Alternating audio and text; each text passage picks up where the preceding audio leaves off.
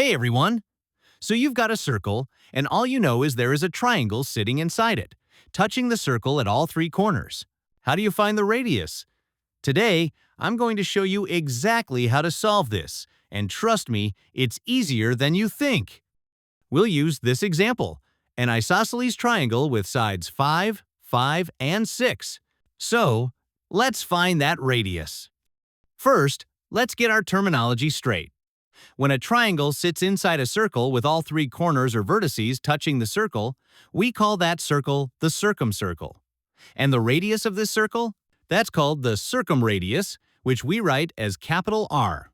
The center of this circle is equidistant from all three vertices. That's the point we're measuring from. Here's the magic formula for the circumradius.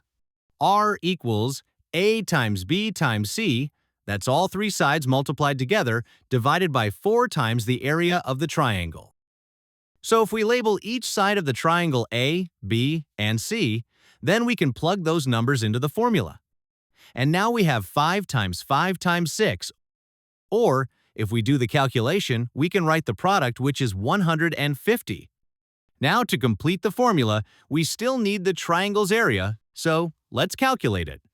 Since we already know all three side lengths, but not the height, we can use Herons' formula, which is ideal for this situation. Herons' formula says the area equals the square root of s times s minus a times s minus b times s minus c, and s is the semi-perimeter, which is just half the perimeter. All right, let's start by finding the perimeter. So just add up all three sides. That's 5 plus 5 plus 6, giving us 16. Now divide that in half, and we've got our semi-perimeter, 8. Now let's plug in our values. So we have 8 times 8 minus 5 times 8 minus 5 times 8 minus 6, and 8 minus 5 is 3, and 8 minus 5 again is 3, and 8 minus 6 is 2. So our area equals the square root of 8 times 3 times 3 times 2, which is 144.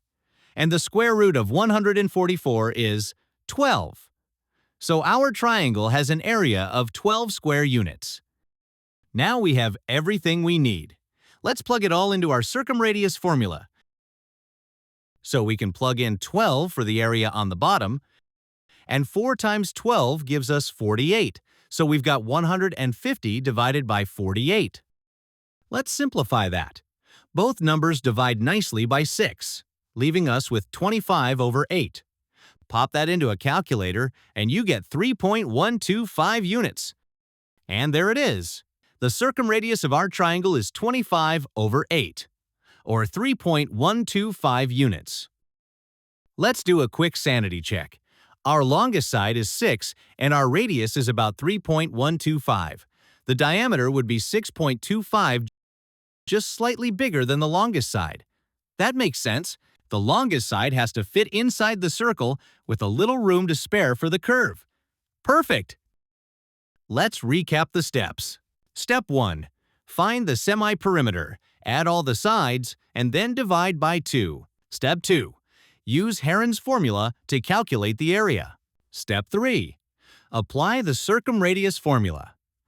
R equals the product of all sides divided by 4 times the area. And you're done.